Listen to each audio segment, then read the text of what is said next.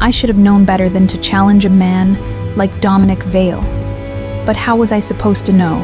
He looked like every other wealthy patron at the Rosewood Art Gala, that night-tailored suit, cool expression, expensive watch catching the light from the chandeliers above. Nothing about him screamed danger. Nothing warned me that behind those storm-gray eyes lived something far more ruthless than I could comprehend. I was only trying to do my job. As one of the junior event coordinators for the Rosewood Gallery, my role that evening was simple. Ensure the guests were happy, the champagne kept flowing, and the expensive art stayed safely on the walls. I'd been working these events for 2 years, ever since I'd graduated with my art history degree and discovered the market for actual curators was approximately non-existent. So there I was, 24 years old, in a black dress I'd borrowed from my roommate, holding a clipboard and trying to look professional while surrounded by people whose watches cost more than my annual salary. That's when I noticed him. He stood in front of a Caravaggio reproduction, utterly still, studying the painting with an intensity that seemed out of place among the casual browsers and champagne sippers. Something about his focus pulled at me. Most guests barely glanced at the art. They were here for networking, for being seen. But this man looked like he was trying to memorize every brushstroke. I approached without thinking, my professional smile in place. "It's beautiful, isn't it?" I said. The use of chiaroscuro, the contrast between light and dark, it's what Caravaggio was famous for. He didn't turn immediately. When he did, the full force of his attention landed on me like a physical weight. "You think it's beautiful?" His voice was low, controlled, with something underneath I couldn't quite identify. "Or you think you're supposed to think it's beautiful?" I blinked. What? "Do you have your own opinion? Or are you reciting what someone taught you to say?" Heat crept up my neck. It wasn't an aggressive question, but something in his tone made it feel like a test. Around us, the gala continued louder, clinking glasses, the soft music from the string quartet in the corner. "I have my own opinion," I said, lifting my chin slightly.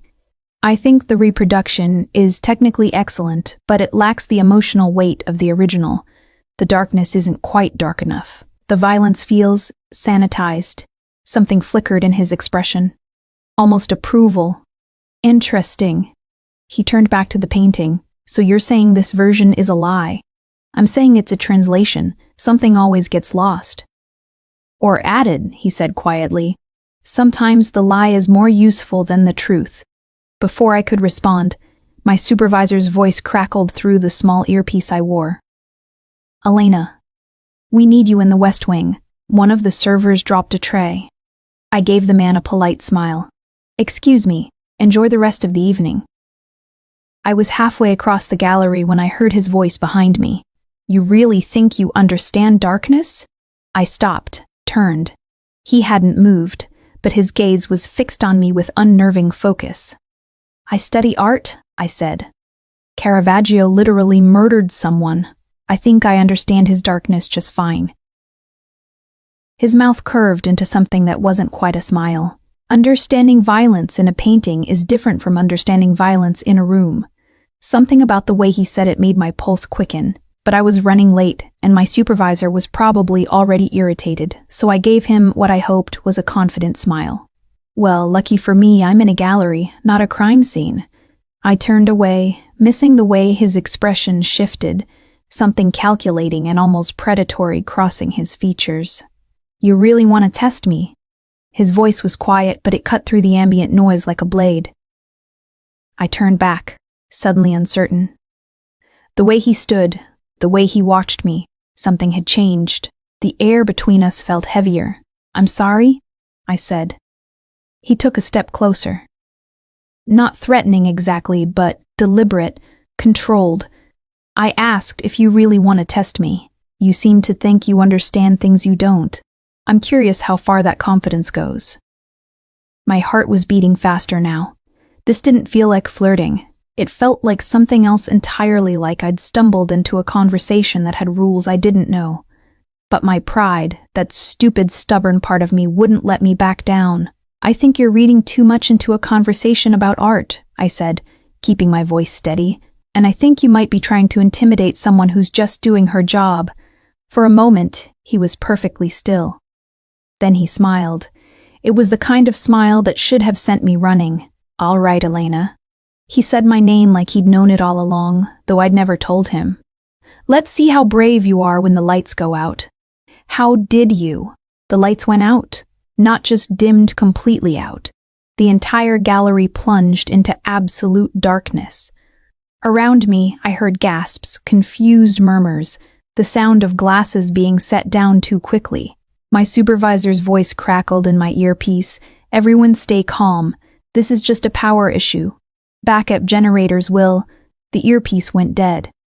My phone was in my bag at the coat check. I stood frozen in the darkness, heart hammering, suddenly very aware that I had no idea where that man was standing. Had he moved? Was he still in front of me? "You thought I was joking." His voice came from somewhere to my right, close enough that I should have heard him move. "That's going to be a problem." "What's going on?" My voice came out smaller than I wanted. "Did you do this?" "Go to the coat check," he said, ignoring my question. "Get your things. Go home. Lock your door." "What? Why would I?"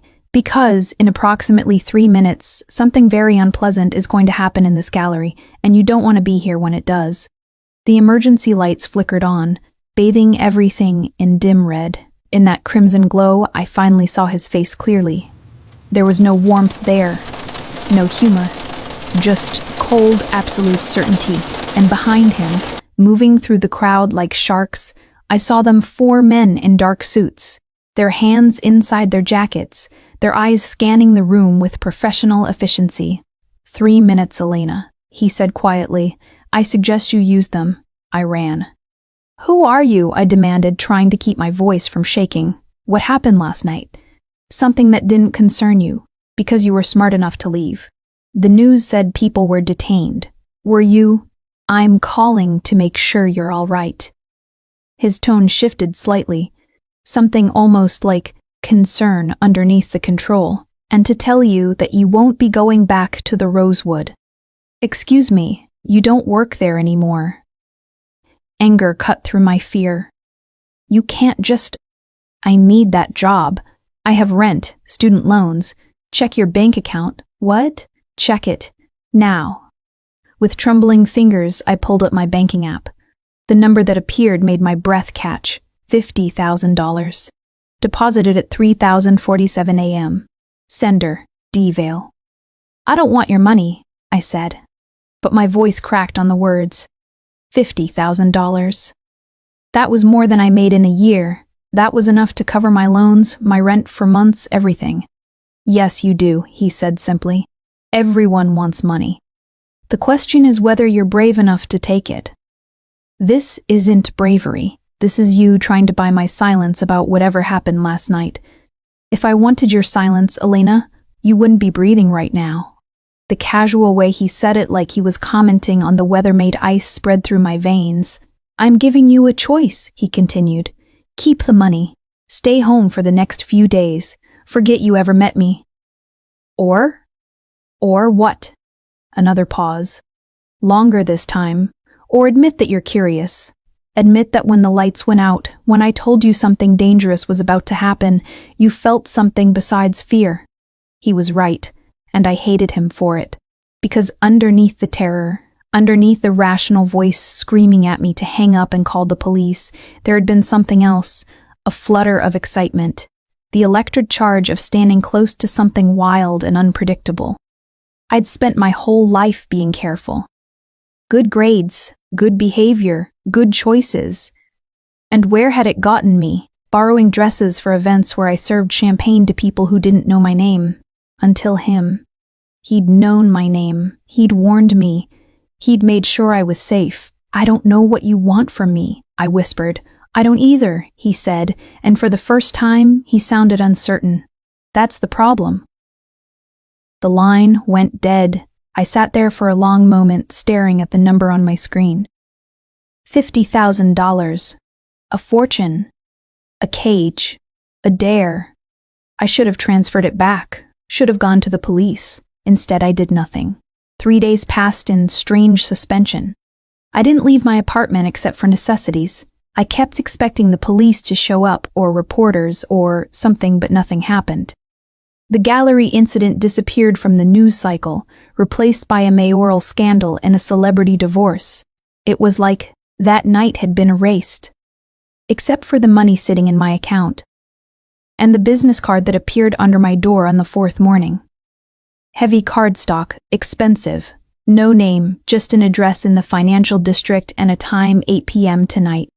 On the back, in dark ink, "You're still curious. DV." I held the card for an hour, turning it over in my fingers. This was insane. Going to meet a man who had somehow orchestrated a blackout, who spoke about violence like it was ordinary, who had deposited a small fortune into my account without asking. But he was right. I was curious. And more than that, I was tired of being afraid, tired of playing it safe, tired of living a small life in a big city, invisible and forgettable. At 7:30, I put on the only nice dress I actually owned, a deep navy wrap dress that my mother had bought me for graduation. I did my makeup carefully, hands steady despite my racing heart. I pulled my dark hair back, then let it down again. Up, down. Finally, I left it down. The address led me to a building I passed 100 times without really seeing. Elegant limestone facade, brass fixtures, a doorman who looked like he could bench press a car. He opened the door before I reached it. "Ms. Moretti," he said. Not a question. "How did you?" 23rd floor. Elevators to your left. The lobby was all marble and hushed wealth. My heels clicked too loudly on the floor. In the elevator, I watched the numbers climb and tried to remember how to breathe. The doors opened directly into a penthouse apartment. Floor-to-ceiling windows overlooked the city, lights spreading out like fallen stars. The furniture was minimal, expensive, but not showy. Everything in shades of gray and black and cream, a wall of bookshelves. Abstract art that actually looked original. And there, standing by the windows with a glass of whiskey in his hand, was Dominic Vale. He'd discarded his jacket. His white shirt was rolled up at the sleeves, and I could see dark ink trailing up one forearm, the edge of a tattoo I couldn't make out. In the gallery, he'd seemed controlled. Here, in his own space, he seemed absolutely lethal. "You came," he said. "You didn't give me much choice." "There's always a choice, Elena." He turned fully to face me. "You could have thrown the card away, could have transferred the money back, could have gone to the police. Would they have believed me?" His smile was sharp. "No, but you didn't know that when you made your decision." I stepped further into the apartment, hyper-aware of him watching my every movement. "What do you want from me?" "Sit down." "I'd rather stand." That wasn't a request. The change in his voice was subtle but unmistakable. This was a man used to being obeyed, and despite every feminist bone in my body, despite my pride and my fear, I found myself sinking onto the leather sofa. He moved to a bar cart, poured something amber into a second glass, brought it to me. "I don't drink whiskey," I said. "Tonight you do." Our fingers brushed as I took the glass. The touch sent electricity up my arm. He sat across from me, not beside me, giving me space, I realized, letting me feel like I had room to breathe, even though we both knew I was completely in his control. "3 days ago you challenged me," he said. "You stood in that gallery and told me you understood darkness, violence. You thought I was just another rich man playing games, weren't you?" "No." He took a slow sip of his drink. "I was working, and you walked into the middle of something very dangerous, very complicated, and very much not your concern. Then why am I here?" "Because I can't stop thinking about the way you looked at me." His eyes held mine, right before the lights went out. "You were scared, but you were also excited. Like part of you wanted to see what would happen." My throat felt tight. "You're wrong. I'm never wrong about people, Elena. It's how I'd stayed alive this long." "Alive?" The word came out sharper than I intended. "What exactly do you do, Mr. Vale?" "Dominic," he corrected. "And I think you already know. You're smart. You've had 3 days to research, to put pieces together." He was right. I had searched his name, Found almost nothing, a few mentions and business journals. A photograph from a charity event 2 years ago. A shell corporation that led to 3 more shell corporations. The kind of carefully constructed absence that spoke louder than any biography. "You're not a businessman," I said quietly. "I'm exactly a businessman. I just deal in different commodities than most." "Power," I said. "Control. Fear. Protection," he countered. "Order. Justice that the law can't or won't provide. You're in the mafia." He smiled at that, a real smile, the first I'd seen from him. It transformed his face, made him look younger, almost boyish. "That word is so outdated," he said, "but yes, essentially. I should have run. Should have thrown the whiskey in his face and run. Instead, I took a sip. It burned going down. "Why tell me?" I asked. "Why show me this?" His expression grew serious again. "Because 3 years ago I made a mistake. I underestimated someone, thought I could keep 2 parts of my life separate, the business and the personal, and someone I cared about paid the price." Something in his voice made my chest ache. "Since then, I don't do personal. Don't date, don't get close. It's cleaner that way, safer."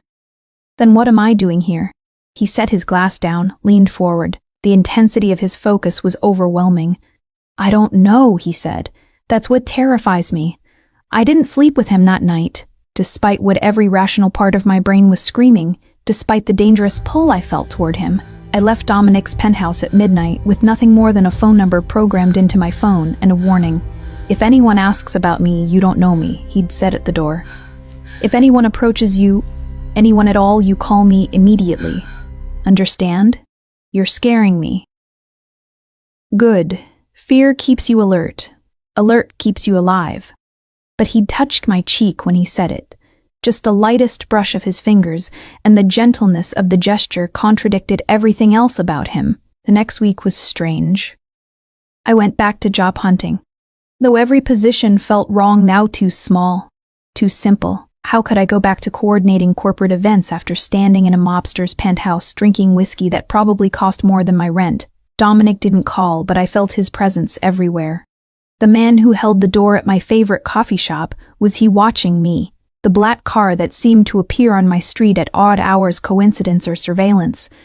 I started to understand what he'd meant about fear and alertness. I moved through the city differently now, aware of exits and sightlines and who stood too close on the subway. On the 8th day, I found flowers outside my door. White roses, a dozen of them, no card. I brought them inside, hands shaking slightly as I arranged them in a vase. They were beautiful, perfect actually. Each bloom pristine, but there was something about white roses, something funeral and final. My phone rang. "Did you get them?"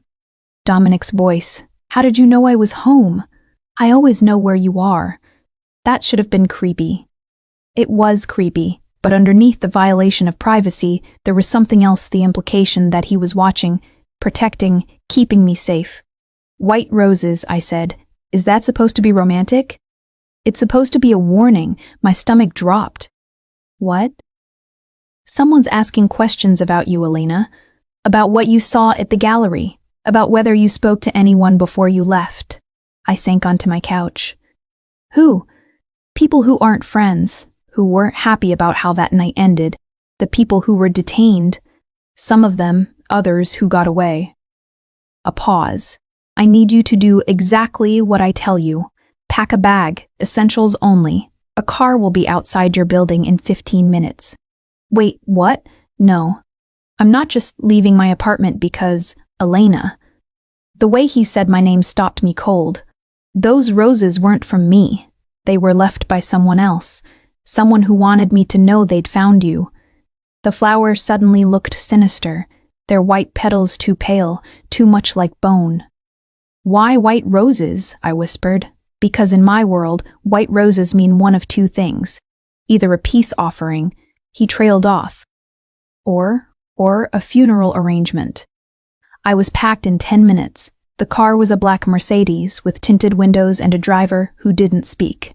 We drove for 40 minutes out of the city and into suburbs I'd never visited, finally pulling up to a house that looked almost disappointingly normal. Not a mansion.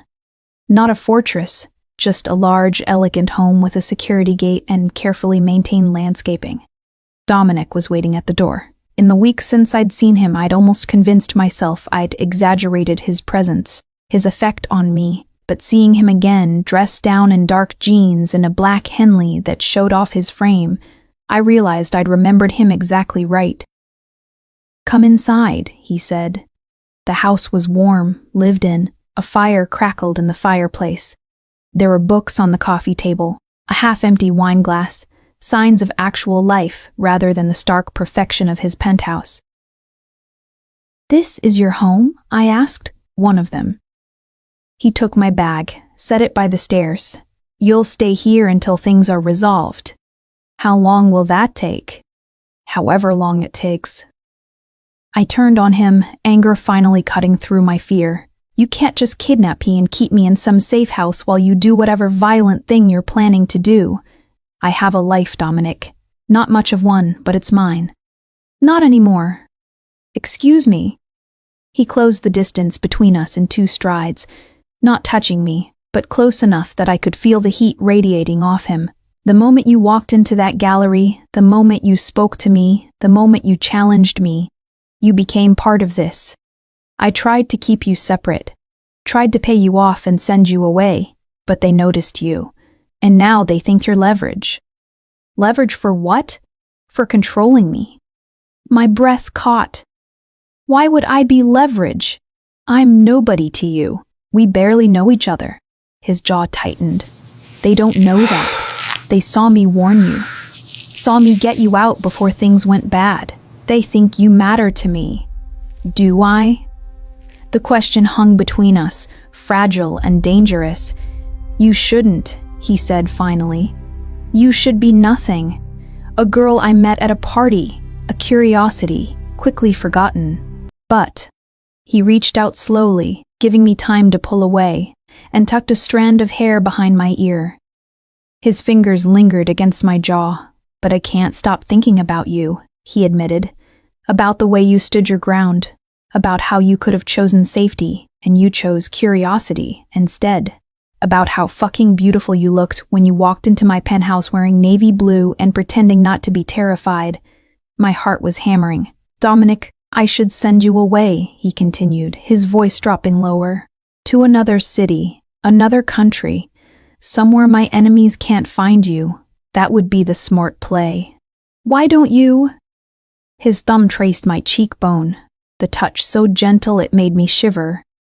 "Because I'm not as noble as I pretend to be," he said. "Because having you here, where I can see you, where I can keep you safe, that's the most selfish thing I've ever done. And I've done a lot of selfish things." "I could leave," I whispered. "Right now. I could walk out that. You could." His eyes held mine. "Will you?" I should have said yes. Should have run.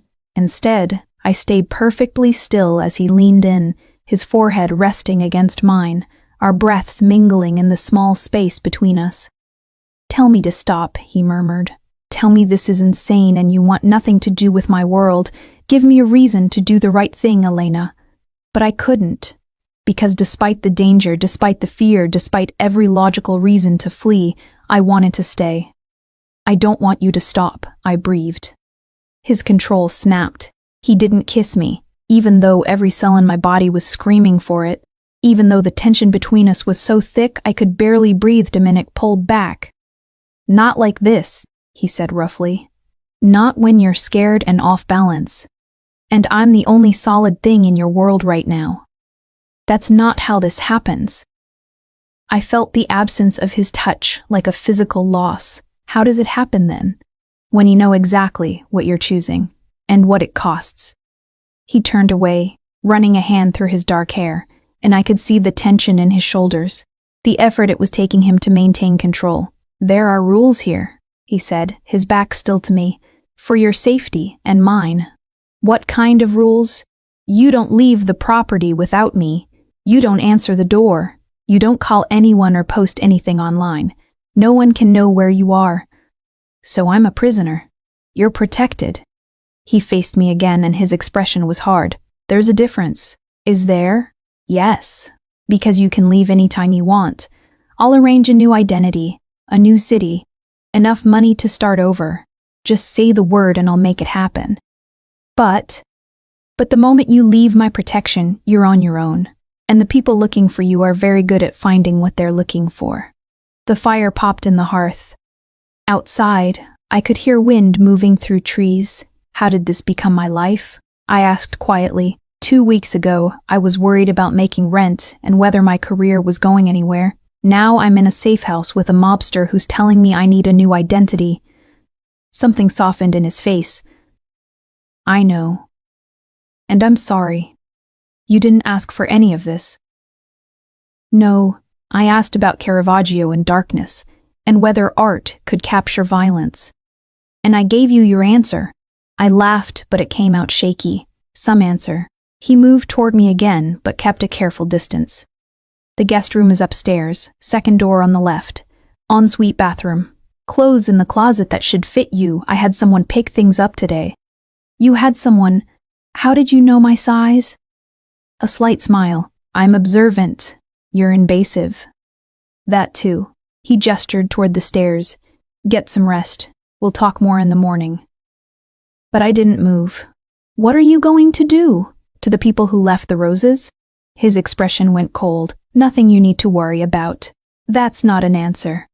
It's the only answer you're getting. We stood there, locked in a silent battle of wills. Finally, I broke eye contact and headed for the stairs. At the landing, I turned back. He was still standing by the fire, watching me with an intensity that made my skin prickle. Dominic? Yes? Do you do this often? Take women to your safe house? Never. The word was final. Absolute. You're the first. I didn't know whether that made me feel special or more terrified. The guest room was beautiful. Cream walls, a 4-poster bed with soft gray linens, abstract art that looked original. The closet was full of clothes, all in my size jeans, sweaters, dresses, even pajamas with the tag still on. It was thoughtful and controlling in equal measure. I changed into the softest pair of pajamas I'd ever felt, silk. Probably obscenely expensive, and tried to sleep. But every sound made me jump. The house settling. Whined against windows. Once, footsteps in the hallway that paused outside my door, then moved on. Dominic, checking on me. Or making sure I hadn't tried to leave. At 3 a.m, I gave up and went downstairs. The fire had burned down to embers. I found my way to the kitchen, enormous professional-grade appliances, marble countertops, and started opening cabinets, looking for tea or hot chocolate or anything to calm my racing thoughts. Can't sleep? I spun.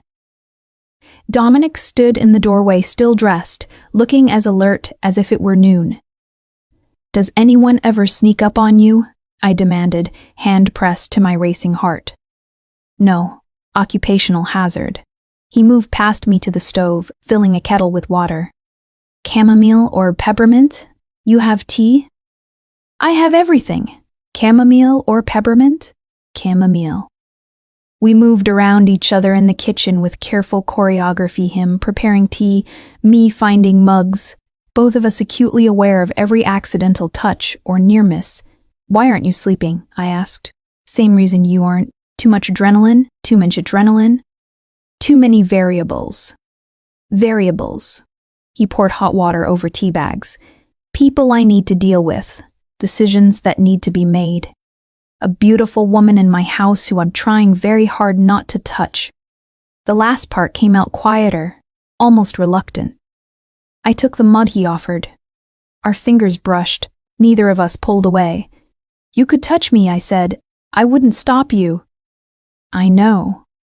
His eyes were dark in the dim kitchen light. That's the problem.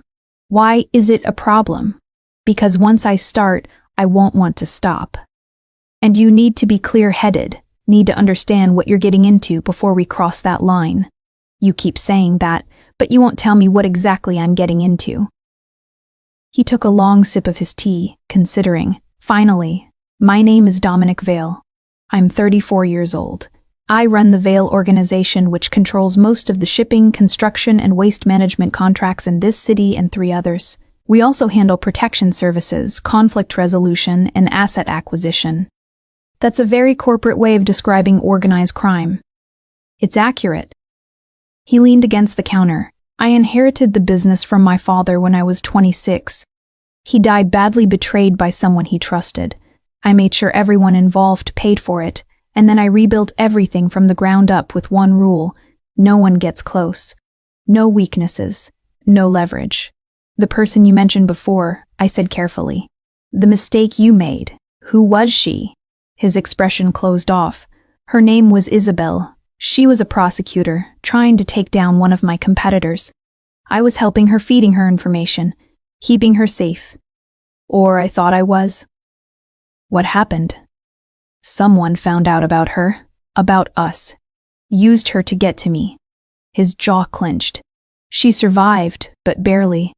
And when she recovered, she made it very clear that she never wanted to see me again, that my world had nearly destroyed her. I'm sorry. Don't be. She was right. My world is poison. It corrupts everything it touches. He looked at me directly. So when I tell you to walk away, when I tell you that you should take the new identity and run, I'm not playing hard to get. I'm trying to save you from ending up like her. My heart ached for him, for the loneliness in his voice, for the walls he built so carefully around himself. What if I don't want to be saved? I asked quietly. Then you're not as smart as I thought you were. Or maybe I'm smarter. Maybe I see something in you that you can't see in yourself. He set his mug down with a sharp clink. Elena, you saved me, I interrupted. At the gallery. You didn't have to warn me. Didn't have to get me out. You could have let whatever was going to happen just happen, but you didn't. That doesn't make me a good man. Maybe not, but it makes you a man who cares even when he doesn't want to. Even when it's inconvenient, even when it's dangerous. We stood there in the darkened kitchen, the silence stretching between us like a living thing. Go to bed, Elena, he said finally, but there was no force behind it.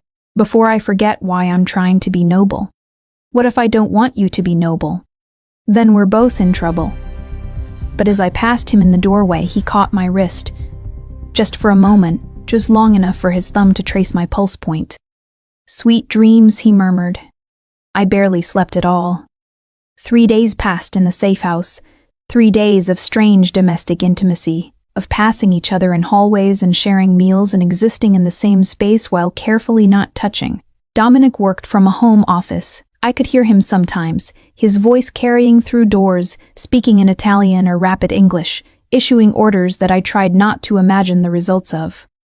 I read, explored the extensive library, tried to pretend this was a vacation rather than protective custody. On the 4th morning, he found me curled up in the window seat, staring out at the bare winter garden. I have to go out tonight, he said without preamble. A meeting I can't avoid. Fear spiked through me. Am I safe here alone? You won't be alone. I'm leaving Marco, one of my men. He'll be outside, watching the perimeter. But Elena, he crouched down so we were eye level. You stay inside, no matter what. No matter what you hear or see, you lock yourself in the panic room if anything feels wrong. There's a panic room? Behind the bookshelf in my office. I'll show you before I leave. My hands were shaking. He noticed, caught them in his. Nothing's going to happen, he said firmly. This is precautionary. I don't take chances with. He stopped. With what? With things that matter to me. My breath caught. I matter to you? His thumb traced circles on my palm. You know you do. We've been dancing around it for days. Then why? Because the moment I admit it out loud, the moment I stop pretending this is just about keeping you safe, everything changes. You become a target, a liability, the thing they'll use to hurt me. I'm already a target. You said so yourself. Suspicion and certainty are different. He stood, pulling me up with him. Right now, they think you might matter. If they know for certain, if they see evidence, it gets worse. Much worse. So we what? Just keep pretending? Keep existing in this limbo forever? Until I handle the situation. Until the threats are neutralized. I pulled my hands free. And how do you neutralize threats, Dominic? What exactly are you going out to do tonight? Nothing you need to know about. Stop protecting me from reality. I'm already in this. You dragged me into it the moment you spoke to me at that gallery. I didn't drag you anywhere. You came willingly. Because you made me curious. Because you looked at me like I was real, like I mattered, like I was more than just a coordinator with a clipboard. My voice rose, and now you're shutting me out, telling me I don't need to know, treating me like I'm fragile. You are fragile, he snapped. You're innocent and good, and you have no idea what kind of ugliness exists in the world I live in. You study violence in paintings, Elena. I create it. Then show me. What? Show me. Stop hiding it. Stop pretending you're protecting me by keeping me ignorant. Show me who you really are, what you really do, and let me decide if I can handle it. He stared at me for a long moment, something warring in his expression. You have no idea what you're asking for. Then educate me. That evening, he brought me to his office. It was darker than the rest of the housewood paneling, leather furniture, a massive desk covered in papers and electronics. One wall was entirely windows looking out over the grounds. Another was the bookshelf that hid the panic room. He unlocked a drawer in his desk and pulled out a tablet. What you're about to see, he said carefully, can't be unseen. You can still change your mind, walk away, pretend you know nothing. Show me. He pulled up security footage, multiple camera angles of what looked like a warehouse. I watched as men entered, the same men I'd glimpsed at the gallery, the ones moving like sharks through the crowd. I watched as Dominic appeared on screen, watched as he spoke to them, his body language controlled but threatening. I couldn't hear the audio, but I didn't need to. I could see the moment the conversation turned, the moment violence became inevitable. I flinched when the first punch was thrown, looked away when it got worse. Keep watching, Dominic said quietly. You wanted the truth. So I watched him move with brutal efficiency, watched him hurt people without hesitation, watched him become someone I didn't recognize. When it was over, when the men were on the ground and Dominic was walking away, he shut off the tablet. That was 2 days ago, he said. The people who left the roses at your door, the people who thought they could use you against me. I couldn't speak. My hands were pressed against my mouth. I broke 3 bones in that man's hand, Dominic continued, voice flat. Made sure he'd never be able to hold a gun again without pain. The other one, I gave him a choice. Leave the city, leave the organization, or lose something more permanent. He left. You could have killed them, I whispered. Yes. Why didn't you? Because you were sleeping in the room above my office when I got the call about what they'd done, and I came upstairs and watched you for a minute. You'd left your door cracked open and you looked so peaceful, so untouched by all of this. He turned away, and I thought, if I kill them, if I cross that line, I become the kind of monster who brings death home with him, who can't separate the violence from the rest of his life. So you just brutalize them instead? Yes, no apology in his voice. They threatened what's mine. There are consequences for that. I'm not yours. He turned back, and the look in his eyes made my pulse race. Aren't you? The air between us felt charged, dangerous. This is what you wanted to see, he continued, moving closer. This is who I am. Not the man who makes you tea in the middle of the night, not the man who buys you clothes and makes sure you're comfortable. That's the surface. Underneath is someone who hurts people professionally, someone who makes decisions every day that end lives, ruin lives, destroy lives. Stop, I said. No, you wanted honesty. Here it is. I'm not a good man, Elena. I'm not someone you should be attracted to. I'm not someone you should trust. Everything soft in me died a long time ago, and what's left is... I kissed him. I didn't plan it, didn't think about it. I just couldn't listen to him destroy himself anymore. He froze for half a second, shocked. Then he was kissing me back. His hands came up to frame my face, gentle despite everything I'd just seen, despite the violence I knew he was capable of. His mouth was soft, seeking, asking permission, even as he took what I was offering. I gripped his shirt, pulling him closer, and felt him shudder. When we finally broke apart, we were both breathing hard. "Elena," he said, voice rough. "You can't. We shouldn't." "I know who you are," I interrupted. "I see you. All of you. The violence and the gentleness. The control and the chaos. And I'm not running. You should be. Too bad." I met his eyes. "I'm staying." He looked at me like I was something precious and terrifying. "You're going to break my heart," he said quietly. "Or I'm going to break yours. This doesn't end well." "Maybe, but right now, in this moment, I don't care." He kissed me again, deeper this time, with less restraint. His hand slid into my hair, tilting my head back, and I melted into him. When he pulled back, his forehead rested against mine. "I still have to go tonight," he murmured. "The meeting." "I know. And when I come back." "When you come back, we'll talk about what this means. Promise me you'll stay inside. Promise me you'll be safe. I promise." He kissed me once more, soft and quick. Then he was gone, leaving me alone in his office with my heart racing and the taste of him on my lips. I understood now what he'd been trying to protect me from, not just the physical danger, but the emotional impossibility of loving someone whose world was built on violence.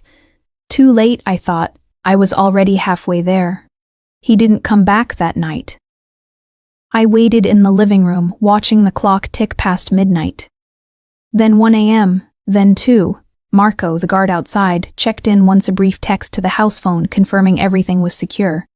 But no word from Dominic.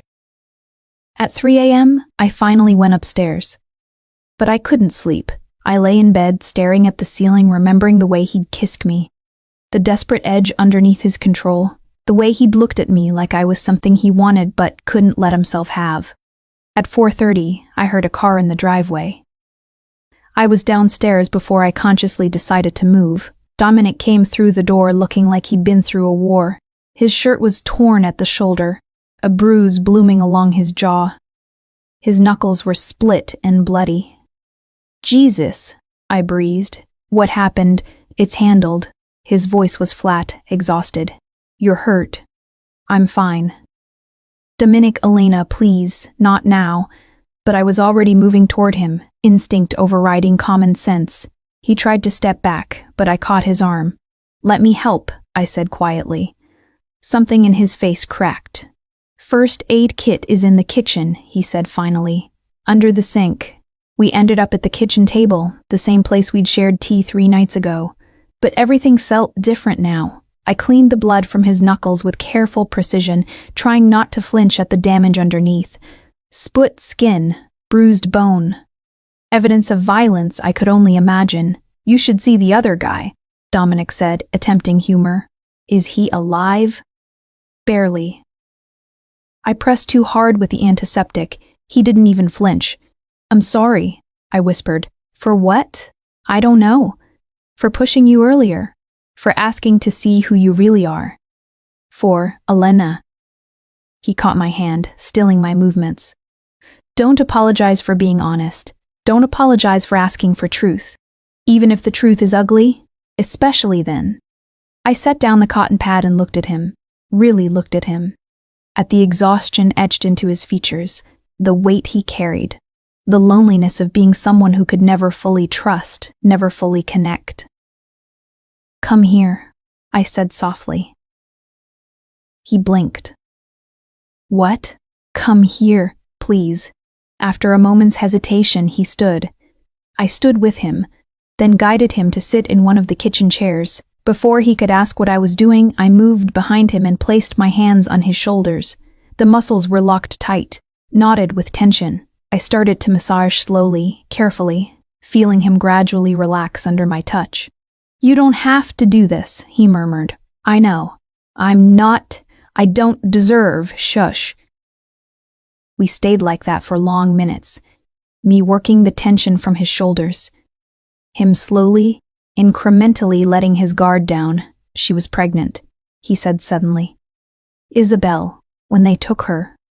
She lost the baby in the hospital. My hand stilled. Dominic. It wasn't mine. But she blamed me anyway, said that being connected to me had cost her everything. His voice was hollow. She was right. That wasn't your fault. Wasn't it? I knew the risks. Knew what my enemies were capable of. I pursued her anyway because I was selfish. Because I wanted something good in my life. Something separate from the violence. I moved around to face him, crouching down so I could meet his eyes. Listen to me, I said firmly. What happened to her was awful. Tragic. But it wasn't your fault. The people who hurt her. They made that choice. They're responsible. Not you. I should have protected her better. You protected me. You got me out of that gallery. You've kept me safe ever since. You can't save everyone, Dominic. You're not God. He cupped my face with his bandaged hand, thumb brushing my cheek. I can't lose you, he said roughly. I know I should let you go. Know I should push you away before it's too late. But the thought of you leaving, of never seeing you again, I'm not leaving. You should. Too bad. He laughed, but it came out broken.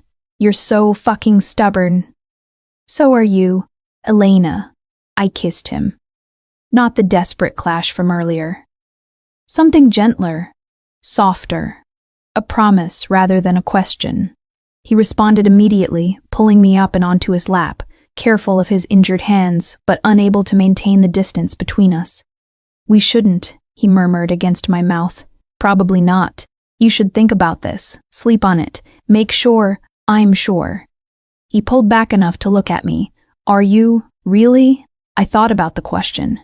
About everything I'd learned, about the violence and the danger and the impossibility of a normal life.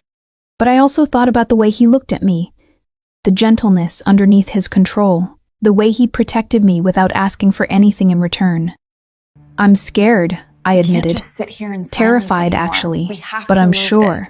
I can't promise this ends well. I know. I can't promise I won't hurt you, not intentionally, but Dominic. I pressed my fingers to his lips. Stop talking. His eyes darkened. Are you sure? Because if we do this, if we cross this line, there's no going back. You become mine and I become yours. I finished. We become each other's. He stood in one fluid motion, lifting me with him. I wrapped my legs around his waist and he carried me toward the stairs. Last chance to change your mind, he said. Not a chance. His bedroom was dark, lit only by moonlight through the windows. He set me down carefully, and for a moment we just stood there. I don't know how to do this, he admitted. I don't know how to be gentle. How to? Then don't be gentle, I said. Just be real. Be you. Something in his expression shifted. The control he held so carefully started to slip. He kissed me again, deeper this time with more hunger. His hands traced my sides, my hips, learning the shape of me through my clothes. I tugged at his torn shirt. He helped me remove it, and I saw more damaged bruises spreading across his ribs, a bandage over what looked like a knife wound on his shoulder. This has to stop, I whispered, tracing the edge of the bandage. What? You getting hurt. You putting yourself in danger. I can't. My voice cracked. I can't watch you destroy yourself. He caught my hand, brought it to his lips. Then give me a reason not to. Give me something worth being careful for. You already have it. I reached for the hem of my shirt. His hands covered mine, helping me remove it. Then my bra. Then everything else, until I was standing before him, vulnerable and trembling. You're shaking, he observed. I'm nervous. We can stop. No. I reached for him. I want this. I want you. The words were barely out of my mouth before he was kissing me again, walking me backward to the bed. We fell together. A tangle of limbs and whispered words and breathless laughter when we couldn't quite coordinate. I don't know what I'm doing, I admitted. Neither do I. Not with you, not like this. He touched me like I was something precious, explored every inch of my skin with reverent attention, and when I asked, trembling and uncertain if this was okay, if I was doing this right, he kissed my forehead and told me there was no wrong way to want someone. When we finally came together, it was slow, careful. He watched my face, checking for any sign of discomfort, making sure I was with him every step. And when the intensity built to something overwhelming, when I felt like I might shatter apart, he held me close and whispered, "I've got you. I've got you." Afterward, we lay tangled together, my head on his chest, his fingers tracing lazy patterns on my shoulder. "I don't regret this," I said into the silence. "Good. Do you?" "No." He tilted my face up to kiss me. "But ask me again tomorrow when reality sets back in." Reality's been set in for days. This is just finally acknowledging it. He was quiet for a long moment. "Then, when this is over, when it's safe, I'm taking you somewhere, anywhere you want. We'll leave all of this behind, even if it's just for a few days." "Where would we go?" "Where do you want to go?" I thought about it. "Somewhere with art. Real art, not reproductions. Somewhere we can stand in front of a Caravaggio and argue about darkness." He laughed, the sound rumbling through his chest. "Italy it is. You can't just fly to Italy. Watch me." I smiled against his skin. "I think you might be insane." "Probably, but you knew that when you kissed me." Fair point. We drifted into comfortable silence. I was almost asleep when he spoke again. "Elena, thank you." "For what?" "For staying. For seeing the worst of me and staying anyway." I pressed a kiss to his chest right over his heart. "Thank you for letting me." I woke to gunshots. The sound dragged me from sleep-sharp cracks that echoed through the house. Dominic was already moving, pushing me down onto the floor beside the bed. "Stay here," he commanded, reaching for the gun I hadn't known he kept in the nightstand. "Don't move. Don't make a sound." "What's happening?" Marco isn't responding. His face was grim as he checked his phone. "We're under attack." Fear flooded through me. "How many?" "Don't know." "Stay. Here." He was gone before I could argue, moving silently despite his injuries from the night before. I crouched beside the bed, heart hammering, listening to the sounds of violence below. More gunshots. Breaking glass. Voices shouting in Italian. Every instinct screamed at me to hide, to cower, to make myself invisible. But Dominic was down there. Dominic was fighting hurt and outnumbered. And I was hiding in his bedroom like a useless porcelain doll. I grabbed clothes, his shirt, my jeans from the floor. Got dressed with shaking hands. Then I remembered what he'd shown me yesterday. The panic room. I ran to his office, found the hidden door behind the bookshelf. It opened to reveal a reinforced room with communication equipment, weapons, and thank God security monitors showing the entire property. I counted 5 men moving through the house, 5 against 1, and Dominic was leading them away from the stairs, away from me. He was protecting me even now. On the monitor, I watched him move through the house like a ghost, taking out one attacker, then another, using the darkness and his knowledge of the layout to his advantage. But he was slowing, limping. The injuries from last night compounding with fresh ones. I had to do something. The panic room had a phone with a direct line to someone. I grabbed it, pressed the only button. "This is Elena Moretti," I said when a voice answered. "I'm at Dominic's safe house. We're under attack. He needs backup now." "Who is this?" The voice was female, sharp. How did I explain? "I'm someone he's protecting. Please. He's hurt and there are 5 of them. Stay in the panic room. Help is coming." The line went dead. I watched the monitors, helpless, as Dominic fought. He took down a 3rd man, but the 4th caught him from behind. They crashed into furniture. I saw Dominic's head hit the corner of a table, saw him stagger. The 5th man appeared, gun raised. I stopped thinking. I grabbed a gun from the weapons rack. No idea if it was loaded. No idea how to use it, and ran. I found them in the living room. Dominic was on his knees, blood streaming down his face. The man with the gun stood over him, speaking in rapid Italian, taunting him. "Step away from him," I said, raising the gun with both hands like I'd seen in movies. All 3 remaining men turned to stare at me. "Elena, no," Dominic gritted out. "Get back to the shut up." I kept the gun trained on the man closest to Dominic. I said, "Step away." The man laughed. "Little girl with a gun, you even know how to use that." I didn't, but I pulled the trigger anyway. The recoil knocked me back a step. The bullet went wide, punching into the wall. But the message was clear. I would shoot. The distraction was all Dominic needed. He moved like lightning despite his injuries, disarming the man beside him and using his own weapon against him. The other 2 attackers turned their attention back to him, and I fired again. This time I hit one of them shoulder shot, not fatal but enough to drop him. The last man standing grabbed me. His arm locked around my throat, gun pressed to my temple. I dropped my weapon, choking as he dragged me backward. "Stop," he shouted at Dominic. "Stop, or I kill her." Dominic froze. His face went blank, the mask he wore when he needed to become someone cold and calculating. "Let her go," he said quietly. "This is between us. She's nobody." "She's somebody?" the man countered.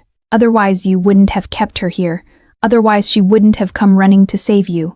"Wrong. She's just collateral I haven't liquidated yet." The words should have hurt, but I understood what he was doing, trying to make me worthless as leverage. "Lying doesn't suit you, Vale." The man's grip tightened on my throat. "How about this?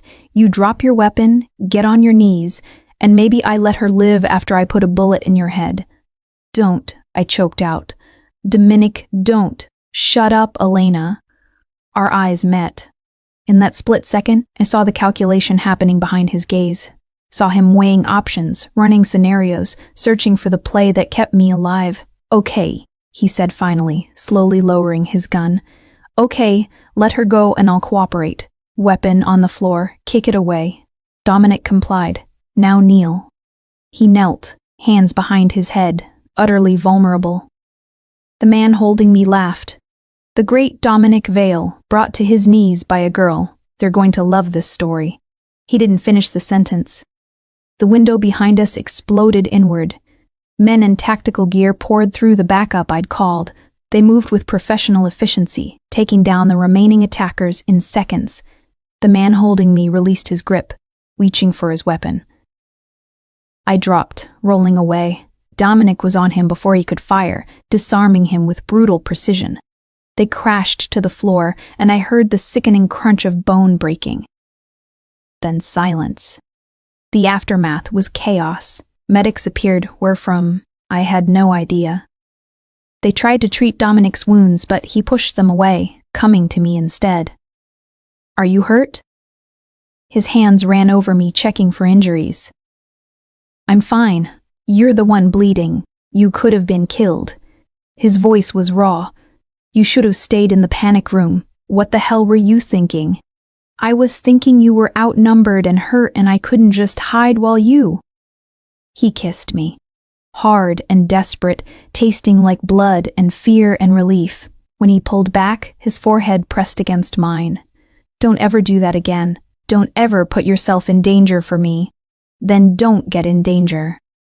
"It's my job to be in danger. Then it's my job to pull you out of it." A woman's voice cut through our argument. How touching. I turned to find a striking woman in her 40s, dark hair pulled back, wearing a suit that probably cost more than my car. She surveyed the destruction with cool efficiency. "Martina," Dominic said, not releasing me. "Thanks for the backup." "You're welcome, though I'm curious." Her eyes landed on me. "Who this is?" The phone call said Elena Moretti, but according to my files, Elena Moretti is nobody, a former gallery coordinator with student loans and no family connections. "She's under my protection," Dominic said. "Clearly. The question is why? That's not your concern." Martina's smile was sharp. "Everything involving the Vale organization is my concern. You know that, Dominic. You don't keep secrets from me, and I don't keep secrets from you. That's how this partnership works. Partnership? I looked between them. Martina runs the legal side of operations, Dominic explained. Also handles intelligence and strategic planning. And crisis management, Martina added. Like cleaning up this disaster. 5 bodies, property damage, and a civilian witness who is going to complicate things significantly. She's not a witness. She's... what? Martina challenged. What is she, Dominic? Because if she's important enough for you to abandon all your rules, important enough for our enemies to use as leverage, then she's important enough for me to know about. Dominic was silent. I spoke instead. I'm someone who cares about him. That's all you need to know. Martina studied me for a long moment. All respect, Ms.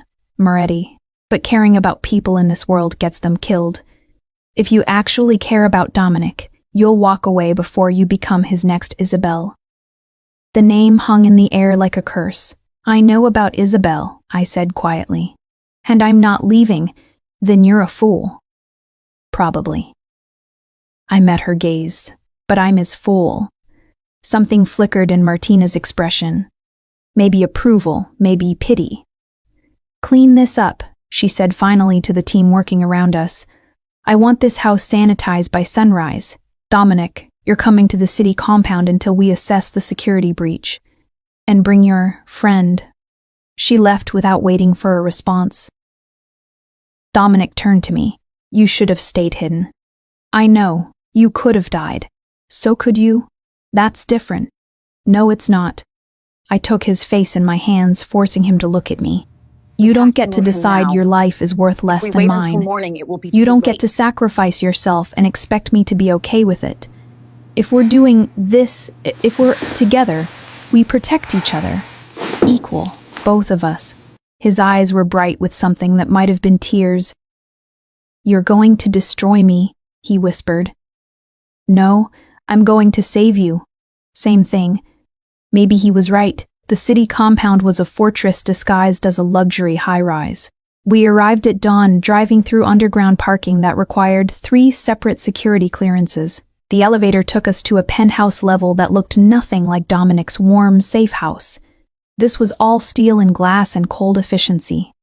Home sweet home, Dominic muttered as we entered. His wounds had been properly treated, now stitches, bandages, pain medication he was refusing to take. He moved stiffly, exhaustion and injury finally catching up with adrenaline. You need to rest, I said. I need to figure out who the hell sent those men and why they knew about the safe house. Dominic, there's a leak, Elena. Someone in my organization is feeding information to my enemies, and until I find them, nowhere is safe. He moved to a bank of computers, pulling up files and security footage. I watched him work, saw the way his hands shook slightly as he typed. When did you last sleep? I asked. 2 days ago. Maybe 3. You can't function like this. Watch me. I crossed to him, gently closing the laptop. You have people for this. Martina, your security team. Let them investigate while you rest. I don't delegate my safety. Or yours. You have to trust someone. I trust you. The words came out quiet, almost reluctant. That's already one person more than I'm comfortable with. I pulled him away from the desk, toward the bedroom visible through an open door. He resisted, but not with real force. His body was giving up even if his mind wasn't. Lie down, I ordered. Just for an hour. I'll wake you if anything happens. You don't know what to look for. Then teach me. He blinked, surprised. What? Teach me. Show me how your security systems work. Show me what signs to watch for. Stop treating me like I'm helpless and start treating me like a partner. Elena, you can't just learn this in a day. So it'll take longer. We have time. Do we? He sank onto the edge of the bed. This life, it's not sustainable. Eventually someone gets lucky. Eventually I miss something. Or trust the wrong person, or just run out of luck. Then we'll be careful. It's not enough. I knelt in front of him. What are you saying? I'm saying that Martina was right. You should leave. I should send you somewhere safe, somewhere far from all this. give you the new identity and the clean start and, no. Elena, I said no. My voice was firm. I'm not leaving. We've been through this. That was before someone tried to kill you, before you had to shoot someone, before you saw exactly how violent and awful this world really is. I saw that and I stayed. I'm still here. You shouldn't be. Too bad. We stared at each other, locked in a battle of wills. I can't lose you, he said finally, voice breaking. I can't go through that again. Can't watch someone I care about get hurt because of me. If you stay, if something happens to you, I won't survive it, Elena. Not again. My heart ached for him, for the pain etched into every word. Then let's make sure nothing happens, I said gently. Let's be smart and careful and trust each other. But don't ask me to leave. Don't ask me to abandon you when you need someone most. I don't deserve you. Maybe not. But you have me anyway. He pulled me up onto the bed, held me close. I felt his heart racing against my chest, felt the tremors running through him. Sleep, I whispered. I'll keep watch. You don't know how. Then I'll learn. He was asleep in minutes, exhaustion finally overwhelming him. I stayed awake, watching the monitors from the tablet beside the bed, trying to understand the patterns of alerts and notifications, trying to become someone who could exist in his world without being crushed by it. I must have dozed off. When I woke, Martina was sitting in a chair across the room, watching me with unreadable eyes. He's still asleep, she said quietly. Don't wake him. He needs rest more than he needs to keep working. I sat up carefully, trying not to disturb Dominic. How long have you been here? 20 minutes. I wanted to check on him and to talk to you. About what? About whether you understand what you're signing up for. I met her gaze. I'm starting to. Are you? She leaned forward. Because from where I'm sitting, you're a girl who got caught up in something by accident, who's confusing adrenaline and proximity for actual connection, who thinks love can fix a man who's been broken by this life for 15 years. That's not, let me finish. Her voice was sharp but not unkind. Dominic is my friend, one of the few people in this world I actually give a damn about. And I've watched him close himself off since Isabel. Watched him refuse to feel anything for anyone because he's terrified of getting hurt again. I know about Isabel. Do you? Do you know that she tried to kill herself after she recovered? That she blamed him for losing her baby? For ruining her life? For making her into someone she didn't recognize? I flinched. Do you know that he found her in the bathtub and had to talk her down?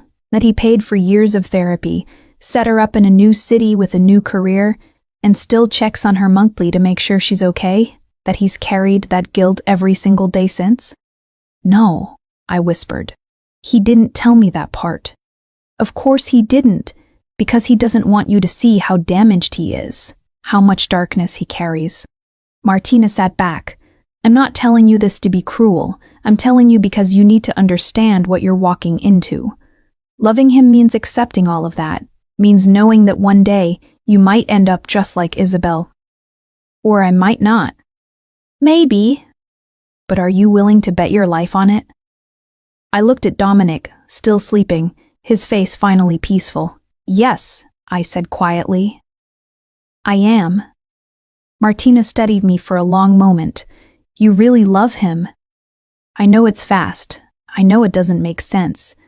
But yes, fast doesn't matter in this world. Time moves differently when you're always one step from death. She stood. All right. If you're staying, then I need to know you're serious, that you're committed. What do you mean? I mean that you can't be a liability. You need to learn to defend yourself, need to understand our operations, need to become someone who can navigate this world without constant protection. I want that. It's not going to be easy, and Dominic's going to fight me on it. He'll want to keep you separate, keep you innocent. But if you're really staying, you need to be all in. I nodded. Teach me. She smiled, the first real smile I'd seen from her. Good. We start tomorrow. When Dominic woke, I told him about the conversation. He reacted exactly as Martina predicted: anger, resistance, insistence that I didn't need to learn any of this. "I'm not letting you turn her into someone like us," he said to Martina over a tense dinner. "I'm not turning her into anything. I'm giving her tools to survive in the world she's chosen to enter. She shouldn't have to." "But I do," I interrupted. "Because I'm staying, and I can either stay ignorant and helpless, or I can learn to be useful. Which would you prefer?" He looked at me jaw tight. "I'd prefer you to be safe." "Same thing." We stared at each other across the table. "This is insane," he said finally. "Probably. You're going to regret this.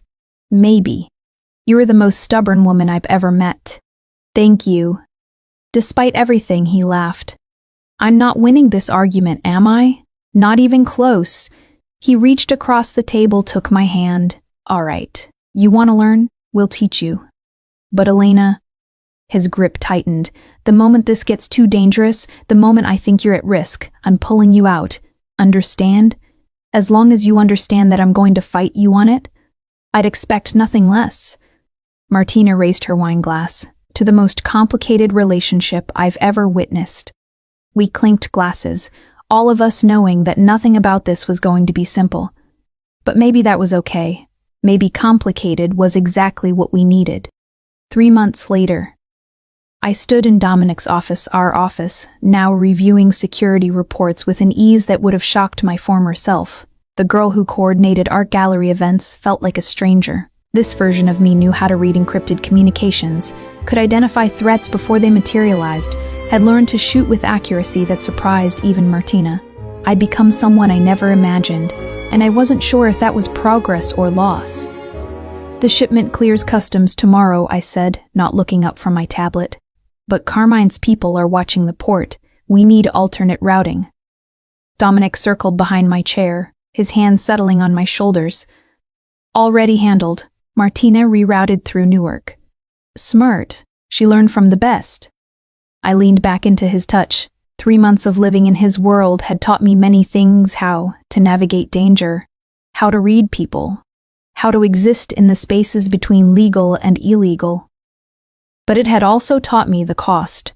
I'd watched Dominic make decisions that haunted him, had stood beside him at funerals for men who died in his service, had learned to separate the violence necessary for survival from the violence that corroded the soul. It wasn't easy. Some days, I wasn't sure I was succeeding. "You're thinking too loud," Dominic murmured against my ear. "Just processing." The Salvatore meeting? We'd met with a rival family earlier, tense negotiations over territory boundaries that could have gone badly.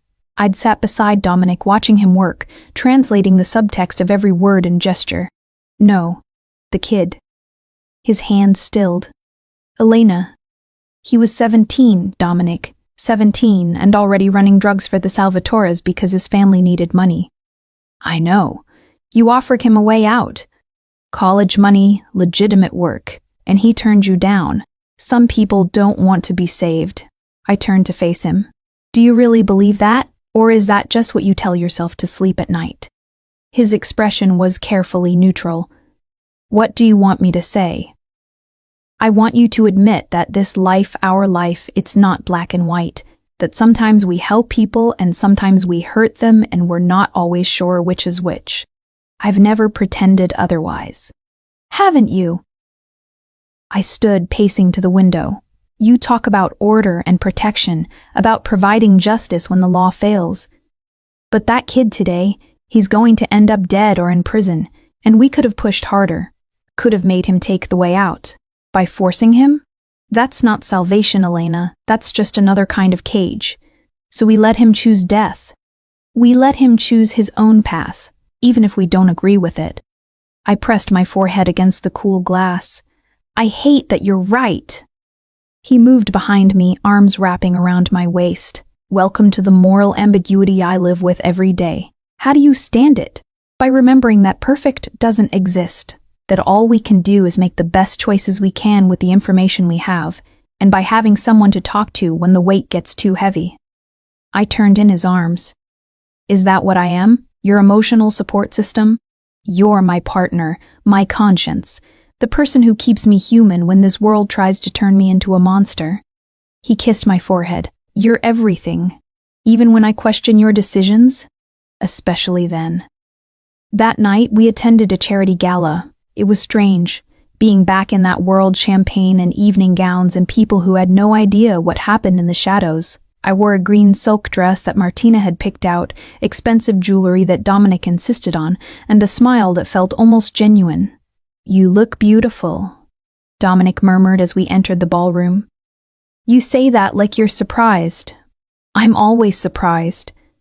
Every time I look at you, I can't believe you're real. That you're mine. Incredible use of I squeezed his hand. Sentimental tonight, honest. We moved through the crowd, playing our parts. Dominic, the legitimate businessman, generous donor, pillar of the community. Me, the educated girlfriend, charming and appropriate. No one looked at us and saw the truth. Except one person. I felt her eyes on me before I saw her. When I turned, I found a woman watching us from across the room, blonde, beautiful, with haunted eyes that I recognized from photographs. Isabel.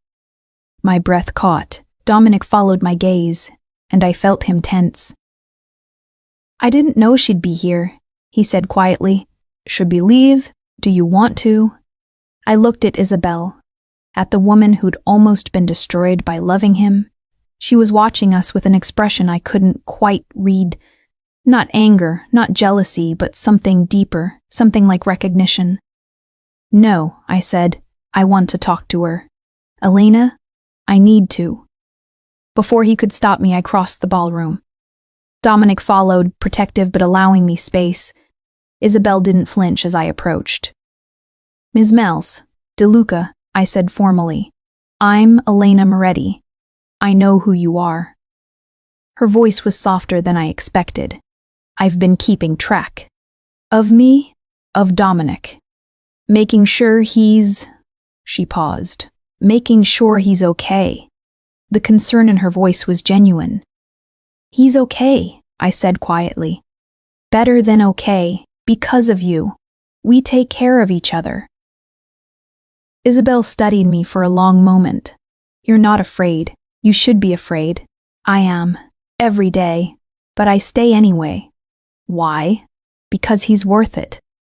Because what we have, it's worth fighting for. Even when it's hard, even when it's scary. Tears gathered in her eyes. I couldn't do it, couldn't survive in his world. It broke me. I'm sorry. Don't be. It wasn't his fault. Not really.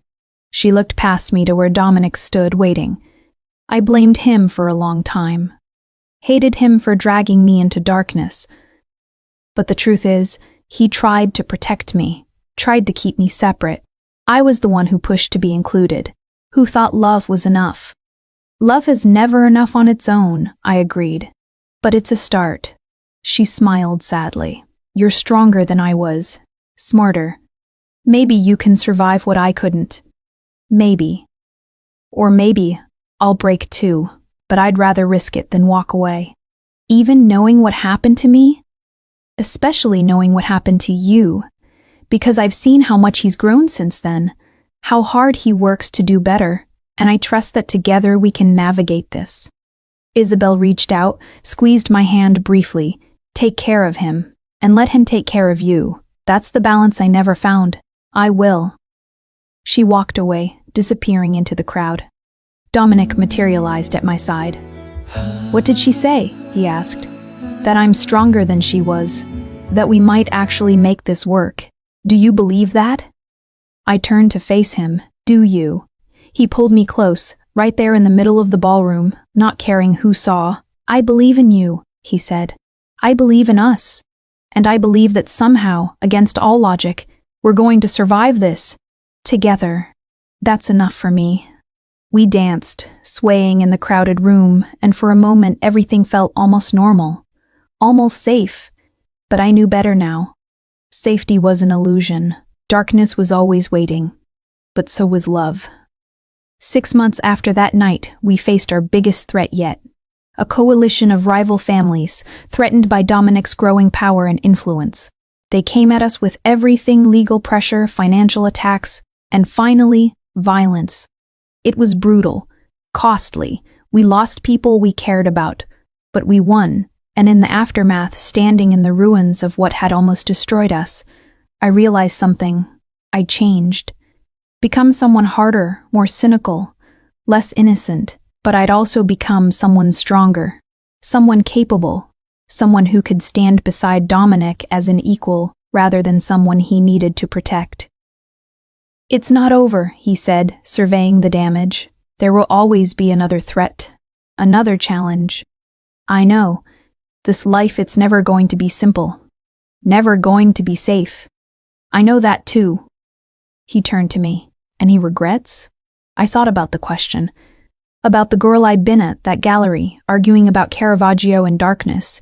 She'd been naive, innocent, unaware of the violence that existed beneath the surface of the world.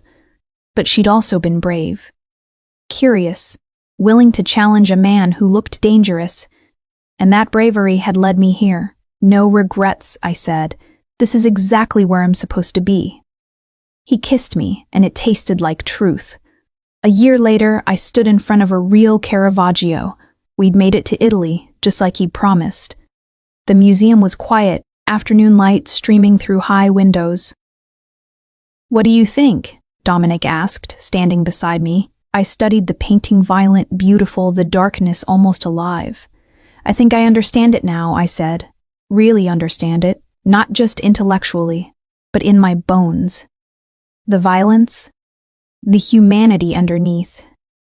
The way Caravaggio painted people as they really are, flawed and brutal and beautiful all at once. Nothing sanitized, nothing prettied up, just truth. Like us. Like us."